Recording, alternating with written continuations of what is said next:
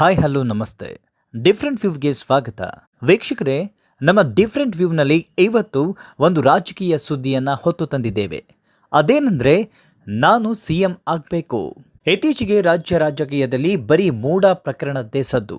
ಅದರಲ್ಲೂ ರಾಜ್ಯಪಾಲರು ಸಿಎಂ ವಿರುದ್ಧ ತನಿಖೆಗೆ ಆದೇಶ ಕೊಟ್ಟಿದ್ದೇ ತಡ ಕಾಂಗ್ರೆಸ್ ಹಾಗೂ ಬಿಜೆಪಿ ಜೆಡಿಎಸ್ ನಡುವಿನ ಕುಸ್ತಿ ರಣರಣ ಅಂತಿದೆ.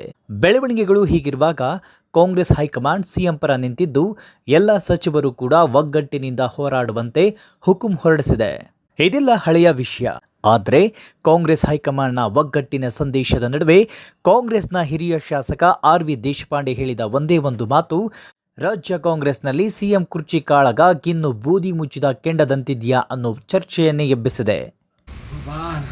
ನಾನು ಸಚಿವ ಆಗಿ ನಡೆದಿದ್ದೇನೆ, ಆದರೆ ಈಗ ಮುಖ್ಯಮಂತ್ರಿ ಆಗಬೇಕು, ಸಚಿವ ಕೂಡು ಪ್ರಶ್ನೆ ಇದೆ, ಕೂಡು ಪ್ರಶ್ನೆ ಇದಲ್ಲ, ಕೂಡು ತಗೋ ಪ್ರಶ್ನೆ ಇದೆ. ನಾನು ಹೇಳ್ತಿದ್ದೆ ಬೇಕೋ ಬೇಡ ಅಂತ, ಪ್ರಶ್ನೆನೇ ಇಲ್ಲ.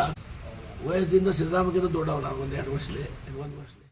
ಕೇಳಿದ್ರಲ್ಲ ಆರ್.ವಿ. ದೇಶಪಾಂಡೆ ಹೇಳಿದ ಮಾತನ್ನ. ಹಿರಿಯ ಶಾಸಕರ ಮಾತಿಗೆ ರಿಯಾಕ್ಟ್ ಮಾಡಿರುವ ಡಿಸಿಎಂ ಡಿ.ಕೆ. ಶಿವಕುಮಾರ್ ಅವರು ಸೀನಿಯರ್ ಲೀಡರ್, ಯಾಕೆ ಸೀನಿಯರ್ ಆಗಬಾರ್ದಾ ಅಂತ ಮಾತನಾಡಿದ್ದಾರೆ.